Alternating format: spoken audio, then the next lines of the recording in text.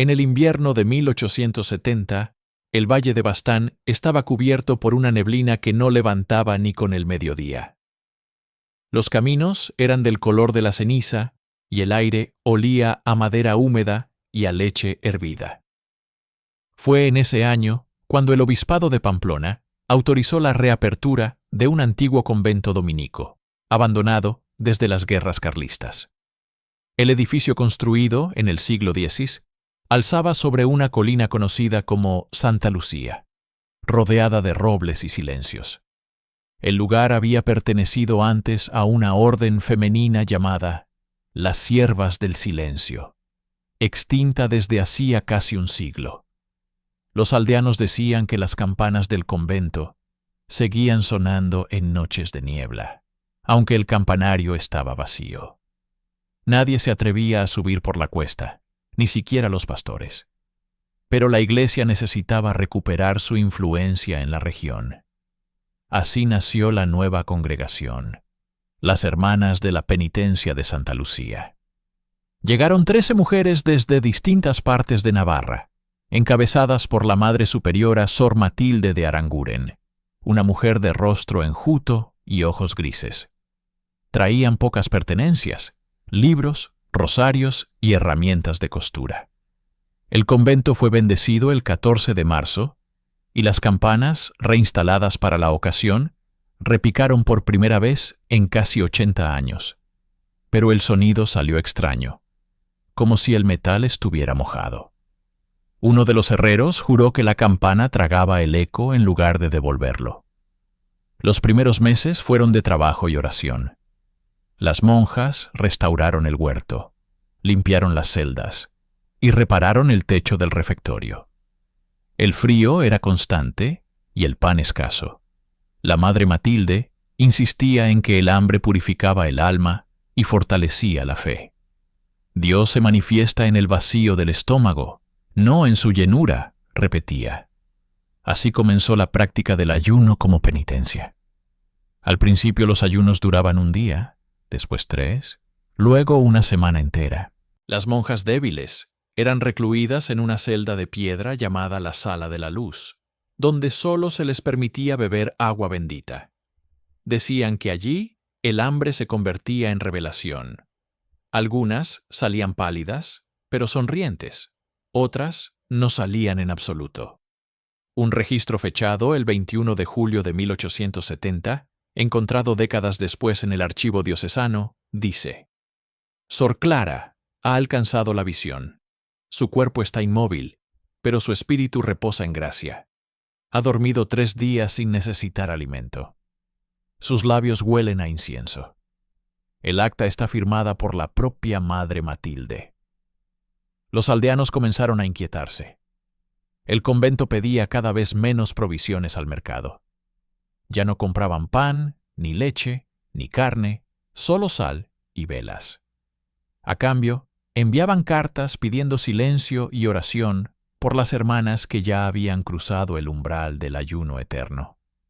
El párroco del pueblo, don Fermín Urrutia, visitó el convento en septiembre. Regresó 2 días después, visiblemente alterado. No quiso hablar del tema, pero en su diario escribió: El olor no era de muerte, sino de pan cocido. Las paredes transpiran calor. En cada celda hay una vela encendida, pero no hay sombra. He visto ojos que no parpadean. Con el paso de los meses, la fama del convento creció. Algunos decían que las monjas alcanzaban milagros, otros que el demonio había tomado forma de abstinencia. En el invierno siguiente, las campanas sonaron sin que nadie las tocara. El eco descendió por el valle y los perros aullaron durante horas. Al amanecer, los campesinos vieron humo blanco saliendo del techo. Creyeron que era una señal divina, pero dentro del convento el aire estaba quieto, y sobre las mesas del refectorio solo había platos vacíos. Ese Matilde reunió a las hermanas y pronunció una frase que se repetiría por generaciones: El cuerpo se pudre cuando se alimenta. Solo la fe se conserva. El ayuno no es castigo, es puerta. El invierno de 1871 llegó con una nevada que cubrió todo el valle durante 3 semanas. El camino al convento se volvió intransitable, y los carros con provisiones no pudieron subir la cuesta. Las monjas quedaron aisladas. La madre Matilde escribió en el libro de registro: Dios ha cerrado las puertas del mundo para que escuchemos solo su voz. Durante ese invierno comenzó el llamado ayuno de purificación. Las hermanas debían permanecer 40 días sin alimento sólido, bebiendo solo agua mezclada con ceniza. Cada día, al caer la tarde, se reunían en el refectorio para rezar frente a una mesa vacía. No había pan, pero el olor a pan fresco llenaba la sala. Algunas afirmaban ver migas invisibles sobre el mantel. El hambre es una forma de fe, decía Sor Matilde. Sor Clara, la más joven, empezó a tener visiones. Decía que veía a Cristo sentado entre ellas, pero sin rostro. Una noche, mientras rezaban, cayó de rodillas y comenzó a reír. Su risa duró varios minutos. Cuando volvió en sí, aseguró que había sentido la presencia de los santos alimentándose de nuestra debilidad. La madre Matilde lo consideró una señal de gracia y ordenó que Clara iniciara un ayuno prolongado para que su alma terminara el tránsito hacia la luz. El ayuno de Sor Clara duró 22 días. Las demás monjas la visitaban de noche en silencio, dejando un cuenco de agua a los pies de su cama. El 23 de diciembre, Sor Clara dejó de responder. La madre Matilde ordenó no tocarla durante 3 días. Si es digna, resucitará en espíritu, dijo el 26. Cuando por fin abrieron la celda, la cama estaba vacía. El agua del cuenco seguía limpia, pero el aire olía a pan recién horneado. Sobre la almohada, una marca circular de color oscuro. En el muro, alguien había escrito con ceniza una sola palabra: saciedad. Las hermanas se arrodillaron ante la cama vacía.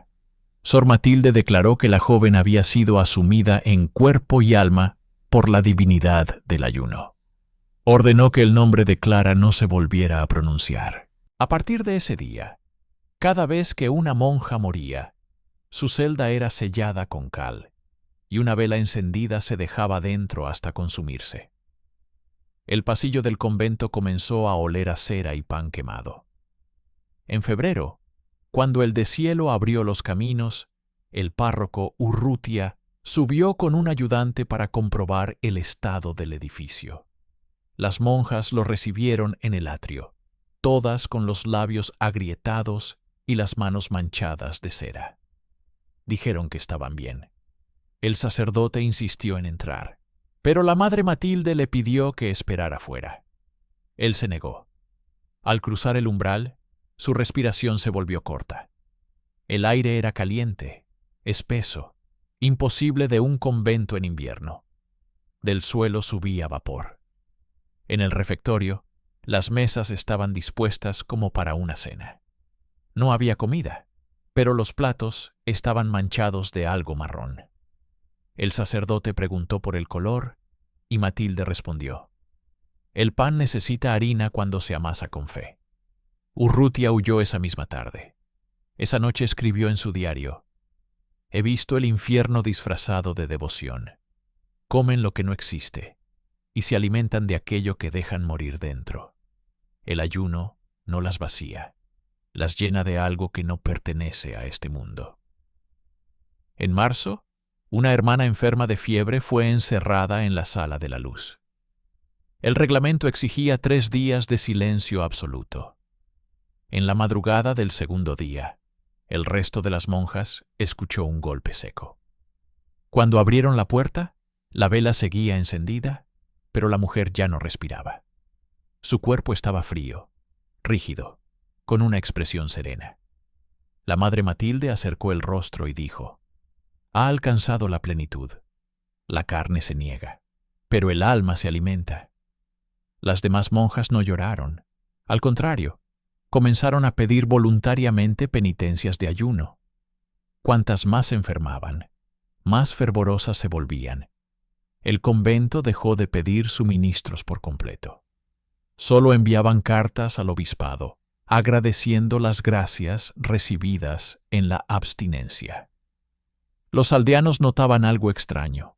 De noche el aire que bajaba de la colina olía a pan recién hecho, aunque no había humo en las chimeneas. Los niños decían escuchar campanas bajo la tierra.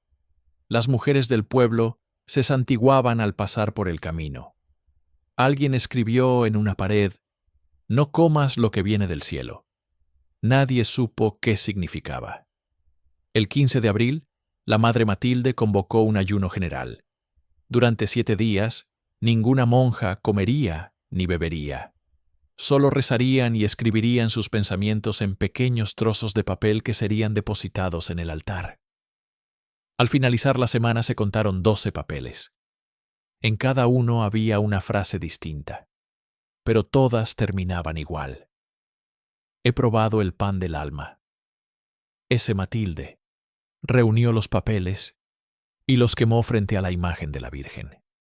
El humo formó un hilo vertical que no se dispersó en el techo. Subió como si alguien lo aspirara desde arriba. Un informe eclesiástico de 1872, encontrado más de un siglo después, resume los hechos con frialdad burocrática. Se constata un caso de fanatismo extremo. El ayuno prolongado parece haber derivado en estados de trance y pérdida de juicio colectivo. No se hallaron restos de alimentos en la despensa, ni excrementos humanos en los pozos, solo ceniza. El olor del edificio era el de una panadería, pero ese informe nunca llegó a publicarse. El obispado ordenó sellar los archivos y cerrar el convento temporalmente por razones sanitarias. Sin embargo, cuando los funcionarios llegaron en junio, encontraron las puertas abiertas y las camas vacías.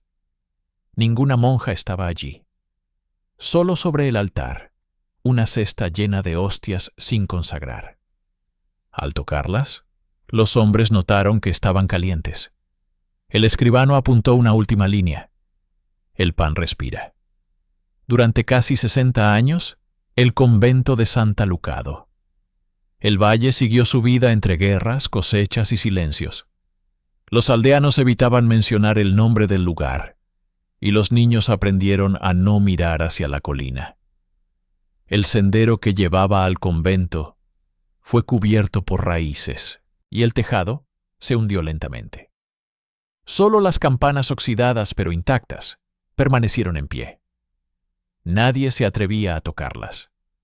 En 1930, un grupo de seminaristas de Pamplona viajó a la región para catalogar edificios religiosos abandonados. Entre ellos estaba Fray Alonso Bernardes, un joven archivista obsesionado con los documentos perdidos de Navarra. Su diario personal, hallado años después, describe el descubrimiento. El convento no parece ruina, sino cuerpo. La piedra está tibia. Al tocar los muros se siente un pulso. Dentro el aire huele a pan fresco. Pero aquí nadie vive desde hace décadas. El grupo pasó la primera noche acampado en el atrio.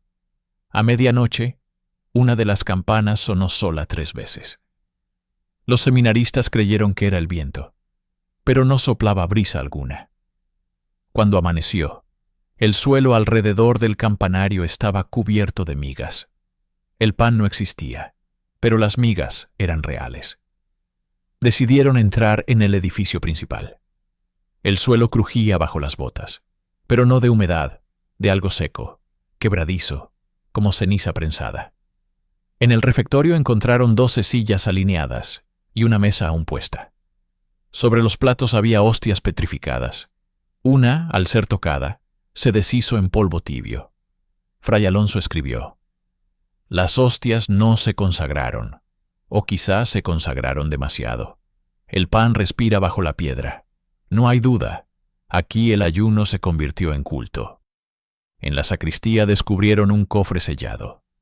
Dentro había una docena de cuadernos escritos con caligrafía uniforme. El primer tomo llevaba por título Diario de la Penitencia, Año del Señor, 1871. Eran los registros de Sor Matilde. Las páginas cubiertas de manchas oscuras narraban los ayunos, las visiones y las desapariciones. En una de ellas, una frase repetida 7 veces. No morimos de hambre, sino de plenitud. El cuerpo se retira. La fe ocupa su lugar. Dios no necesita carne para quedarse. Los seminaristas se persignaron. Fray Alonso insistió en seguir leyendo, pero los demás quisieron marcharse. Esa noche, mientras el grupo dormía en el atrio, las campanas sonaron de nuevo, esta vez 7 veces. Al día siguiente, 2 seminaristas habían desaparecido. Sus mochilas estaban intactas. En el suelo, solo quedaron huellas descalzas que subían hacia el refectorio. Las autoridades locales fueron alertadas. El alcalde de Baztán, don Marcelo Echeverría, subió con 3 guardias y un médico. Registraron el convento durante todo un día. No hallaron cuerpos, pero en una celda cerrada con madera vieja, encontraron un cuenco lleno de agua. El médico notó que el líquido tenía burbujas. Al acercar una vela, el agua empezó a hervir. El médico la tocó con un lápiz y dijo que olía a levadura. Uno de los guardias escribió en su informe: «El agua del convento fermenta, parece viva». Esa misma tarde, Fray Alonso, agotado y febril, fue encontrado recitando oraciones en voz baja. Tenía los labios blancos y las manos frías. Murió 3 días después en el hospital de Elizondo. Su último cuaderno, confiscado por el obispado, terminaba con una frase escrita con sangre: «Ellas siguen ayunando. El pan no se acabó porque nunca lo comieron. El pan somos nosotros». Los cuadernos originales fueron enviados al Archivo Diocesano de Pamplona. Pero en 1936, durante la guerra, el edificio fue bombardeado. Se creyó que los textos se habían perdido. Sin embargo, en 1962, un lote de documentos reapareció en un mercado de antigüedades en San Sebastián. Entre ellos, varios fragmentos del Diario de la Penitencia. Una historiadora, doña Estrella Ucar, los compró sin saber su origen. Años más tarde publicaría un artículo en la revista Ecos del Norte titulado «El pan del alma, fanatismo y ayuno en el convento de Santa Lucía». En él afirmaba que las monjas habían desarrollado una doctrina propia, la Eucaristía del vacío. Según los textos, creían que cuanto más hambre sentía el cuerpo, más cerca estaban del Creador, que el alma se alimentaba directamente de la fe, y que el pan terrenal era una distracción impura. El artículo causó escándalo. El obispado negó toda relación con el convento y ordenó destruir los fragmentos originales. Pero ya era tarde. Fotocopias circulaban entre universidades y seminarios. Uno de los fragmentos contenía una línea escrita al margen: «La carne de Cristo no se come, se imita. El ayuno nos convierte en él. Nos vaciamos hasta ser pan». A partir de entonces comenzaron los rumores. Excursionistas aseguraban ver luces en la colina. Algunos oían campanas bajo la lluvia. Otros decían sentir el olor a pan cuando pasaban cerca. En 1970, un equipo de arqueólogos intentó realizar una excavación controlada. Descubrieron bajo el altar principal una fosa rectangular con 12 esqueletos alineados. Los huesos estaban mezclados con granos de trigo fosilizados. En uno de los cráneos brotaba una raíz seca, como si hubiera germinado dentro. El aire olía a horno. El informe fue sellado por el Ministerio de Cultura bajo la categoría Anomalías religiosas. Los restos fueron trasladados a Pamplona, pero nunca se exhibieron. Solo una nota marginal quedó en el expediente: el trigo no muere. El pan se niega a pudrirse o a ser olvidado. En 2009, el gobierno de Navarra anunció un plan de puesta en valor de ermitas y conventos en ruina. Santa Lucía apareció como un asterisco. Acceso restringido por riesgo de colapso, decía la ficha. Nadie explicó por qué, si otros lugares peores figuraban como visitable con guía. Aún así, la partida presupuestaria incluía un capítulo menor: consolidación de bóvedas y limpieza perimetral. La empresa adjudicataria Geotecnia Norte subió al monte a finales de septiembre. Los técnicos marcaron con pintura los muros más frágiles. El topógrafo clavó varillas en el suelo para medir asentamientos. El aire era más frío que en el valle. Olía, según anotó el jefe de obra, a horno viejo. El primer día retiraron maleza, el segundo apuntalaron el refectorio, el tercero abrieron una zanja junto al ábside para drenar humedad.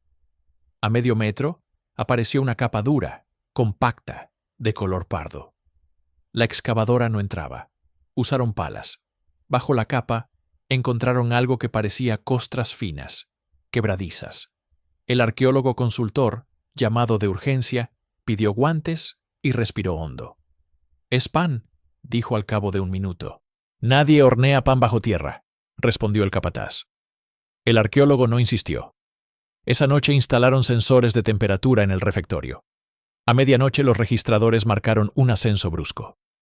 28 OC, 33, 37. A las 00806 el suelo alcanzó 42. No había fuego ni cables, solo piedra y olor. El olor era nítido, cálido, dulce, pan. La ingeniera acústica del proyecto, Inés La RT, colocó un micro en el vano de una ventana.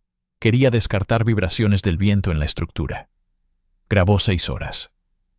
Al revisar el archivo, oyó un pulso rítmico casi imperceptible. Lo subió de volumen. No era viento, era respiración. Y por debajo, un roce irregular como uñas sobre la madera de una mesa. Al cuarto día, abrieron el vano de la antigua cocina. El hogar estaba intacto, negro como un pozo. En su interior, apiladas con cuidado, había 12 bandejas circulares de barro. Sobre cada una disco reseco, pálido, con pequeñas fisuras. El técnico que se acercó con la linterna juró que las fisuras se movían. Inés, que no creía en nada, pidió filmarlo. En el video se ve un movimiento mínimo, no de la masa, sino de la piedra. La piedra parece exhalar. El arqueólogo prudente ordenó no tocar nada hasta documentar. La documentación se interrumpió a las 12 en punto. Sin viento, sin manos, sin cuerdas, la campana rota del campanario vibró. 3 golpes sordos. El equipo se miró en silencio. El jefe de obra dijo: «Seguimos». Inés anotó la hora en su libreta. Luego escribió una frase que subrayaría 2 veces. «Ellas mantienen el horario». La noticia de la panadería del convento no llegó a la prensa, sí al despacho del obispado que envió a un delegado. Menofermín Irsky, 50 y tantos, educación líquida, sonrisa de mármol, caminó por el refectorio con los brazos cruzados sobre la sotana. No tocó nada. Solo dijo una vez: «No abran sepulturas». El arqueólogo respondió que no había sepulturas. «Las sabrás si abren», dijo el delegado, y se retiró. A primera hora del quinto día, Inés encontró huellas. No eran de botas, eran descalzas, pequeñas, perfectamente dibujadas en el polvo blanco que cubría el suelo. Las huellas subían desde la cocina hacia la mesa larga, se detenían en 3 sillas, luego regresaban a la cocina y desaparecían junto al hogar. Habían sido impresas durante la noche. La alarma de la valla perimetral no se había activado. El arqueólogo decidió levantar una sola bandeja con protocolo: fotografía, termómetro infrarrojo, pinzas. Cuando la acercaron a la luz, el disco pálido mostró pequeñas letras incisas en el borde. No eran iniciales, era una oración minúscula, apretada, circular, leyendo de afuera hacia adentro. Pan de silencio, pan de luz, pan que no se come, pan que se es. La masa no estaba petrificada del todo, tenía elasticidad. Al apretar con la pinza, recuperaba la forma como si estuviera leudando desde hace un siglo, murmuró Inés. El sexto día, el delegado del obispado regresó con 2 archiveros. Traían copias en papel cebolla de un texto que nadie del equipo conocía. Constituciones de penitencia de Santa Lucía. El capítulo 7 rezaba: Si el hambre es oración, que la mesa sea altar. Si el pan es imagen, que el cuerpo aprenda su forma. Si el mundo exige comida, que nos sirva a nosotras. El arqueólogo pidió el origen del documento. Depósito privado, contestó el delegado. Nadie preguntó más. Esa tarde las campanas sonaron 7 veces. A cada golpe, una bandeja vibró. El pan circular se hinchó 1000 ro, luego otro. El refectorio olía ya como una tahona en invierno. El capataz, hombre robusto de pocos temores, se santiguó sin darse cuenta. Inés encendió el micro y apoyó la mano en la mesa. Sintió un temblor. No era un terremoto, era un rumor orgánico, como el latido de un animal grande y paciente.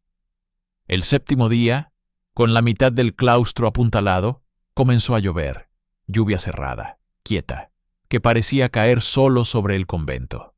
Por la canaleta rota del atrio corrió agua color miel. El arqueólogo probó una gota con la lengua por reflejo idiota. No era miel, era mosto.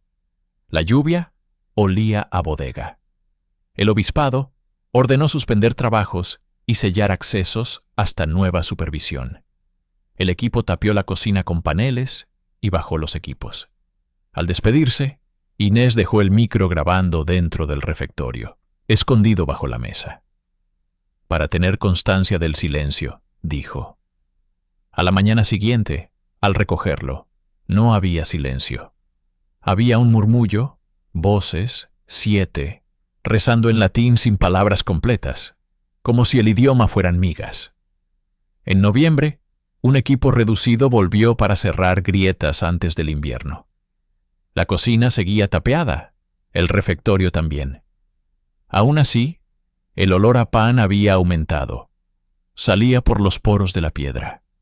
Bajo el alféizar, una línea de hormigas avanzaba lenta, cargando granos invisibles. Nadie encontró de dónde venían.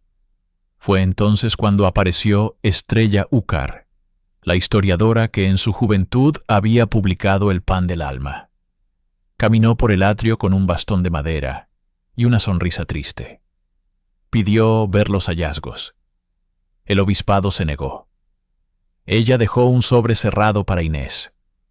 Dentro había fotocopias de 3 páginas nuevas de Diario de la Penitencia. La letra era de Sor Matilde. En el margen una nota. Cuando el mundo olvide, el pan recordará. Cuando las bocas se nieguen, la piedra leudará. Si alguien vuelve a hornearnos, que no sea con fuego, sino con hambre. El 8 de diciembre Inés subió sola. Era la Inmaculada. Nieve leve en el valle. Niebla alta sobre la colina. Dejó el coche junto al portón y caminó con cuidado.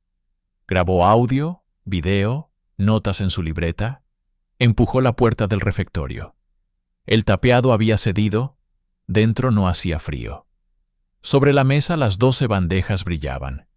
Los discos pálidos respiraban lento al ritmo de campanas que nadie tocaba.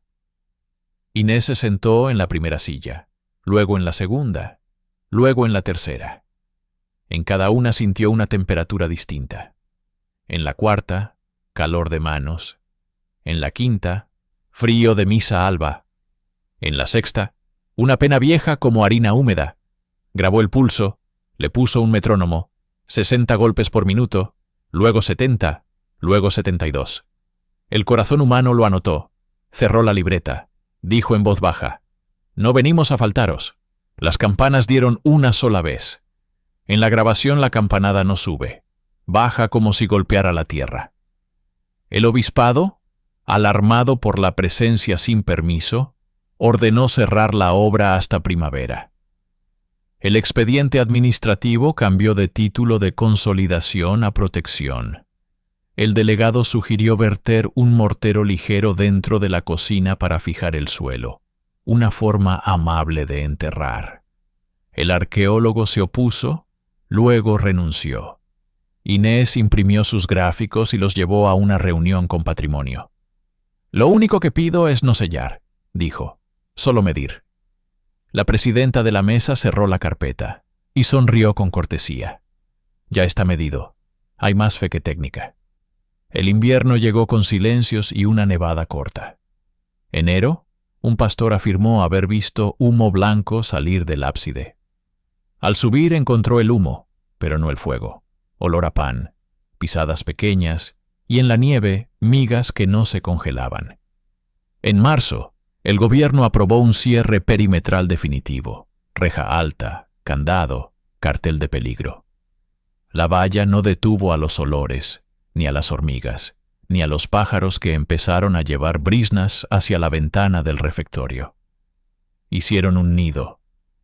En 20 días la ventana fue una cesta de paja. La paja olía a pan. Inés volvió en abril con un permiso de 1 semana para retirar equipos. Subió con 2 alumnos de la universidad. Los alumnos al entrar hicieron chistes nerviosos. Ella no entró al refectorio con la misma delicadeza con la que se entra a una iglesia ocupada por la lluvia. Puso la mano en la mesa y habló sin grabadora. Si queda algo que deba contarse, que sea hoy. En la pared, una línea húmeda dibujó un círculo perfecto alrededor de las 12 sillas. No era agua, era sal disuelta. La sal cristalizó en segundos. Parecía escarcha. Tenía forma de letras. Los alumnos lloraron sin saber por qué. Aquella tarde, Inés escribió su informe final. 2 páginas, sin teorías, solo hechos medibles. Temperatura ascendente nocturna, pulso acústico, aumento de humedad, olores, huellas, sal. En el último renglón dejó una nota para el lector futuro. El pan no es el milagro, el hambre tampoco. El milagro es que sigan a tiempo, que nadie les enseñe el reloj y, sin embargo, lo conozcan. El obispado recogió los registros. Patrimonio archivó el caso con sello gris. La valla se reforzó. Los vecinos siguieron subiendo pan en secreto los domingos y dejándolo en el atrio envuelto en paños. Nadie lo veía al día siguiente. No quedaban restos de miga, ni de paño, ni de pasos. Solo un olor leve, limpio, a horno apagado. En 2012, una sequía reveló a ras de suelo un dibujo de piedra en el claustro. Era una corona de trigo, 12 espigas. En el centro nada, un hueco exacto del tamaño de un plato. Los técnicos lo fotografiaron y volvieron a taparlo con geotextil. Inés, invitada a distancia, mandó una sola frase. Ellas siguen en mesa. Desde entonces, cada 17 de abril a las 006, vecinas de los caseríos cercanos dicen despertar con el mismo ruido. No campanas, no voces, un golpecito de cuchara sobre losa, 3 veces, luego 7, luego silencio. Al amanecer, los perros se sientan mirando la colina y no ladran. Los panaderos del valle, sin saber por qué, sacan una hornada perfecta. A la primera la masa sube, la corteza canta, y la amiga al partirse exhala un vaho leve, que no huele a trigo ni a levadura. Huele a convento, a piedra tibia, a sala a donde nadie come y todas están sentadas. Una vez en 2019, un dron de un turista se asomó por la ventana del refectorio. La cámara giró, tembló y estabilizó. En la pantalla durante 4 segundos se vieron 12 bandejas, las masas pálidas, quietas y algo más. En la silla de la cabecera, un cinto de cuero con nebilla de monja. No había monjas. El dron perdió señal. El archivo subido a Internet fue retirado por vulneración de privacidad en propiedad religiosa. ¿Privacidad de quién? Nadie supo. Hoy Santa Lucía está vallada. Los papeles dicen cerrado por seguridad. La gente dice cerrado por respeto. Los estudiantes suben a veces con grabadoras. Se llevan viento, pájaros, respiraciones y en ocasiones una frecuencia de fondo de 72 pulsos por minuto. Los viejos del valle lo aceptan como se acepta la nieve tardía, sin discusión. Si se les pregunta qué pasó allí, responden despacio. Se ayunó hasta aprender a hacer pan. En el archivo diocesano, una caja sin signatura guarda las copias del diario de la penitencia. Al abrirla, dicen los archiveros, el cuarto huele a horno. Una nota a lápiz anónima duerme pegada a la tapa. No consagrar, no profanar, recordar. Debajo, con letra distinta tal vez de Inés, hay otra línea. Quien escucha a la mesa come. Quien habla sobre la mesa miente. Quien se sienta permanece. No hubo clausura oficial. No hubo explicación teológica. Hubo un valle que aprendió a no subir con hambre y a bajar con silencio. Y un convento que cada medianoche sube 1 grado la temperatura de la piedra, como si horneara memoria. Las campanas ya no repican hacia arriba, bajan, golpean la tierra y la tierra muy despacio. Responde con migas. Si alguien pregunta cuándo acabó todo, las vecinas contestan con un gesto que no es negación ni afirmación. Un movimiento pequeño de la mano como quien espanta humo. Luego dan la hora 00.06 y al ofrecer pan al visitante ponen el plato sin tocarlo con la palma, solo con la yema de los dedos. Dicen que así bendicen sin consagrar, y que si una noche la amiga canta, no hay que asustarse, solo sentarse, esperar y dejar un sitio libre en la mesa por si vuelven o por si al fin aprendemos a ayunar como ellas. No de comida, sino de ruido, porque en Santa Lucía el pan no alimenta. Recuerda, y recordar allí es la única forma de no morir de hambre.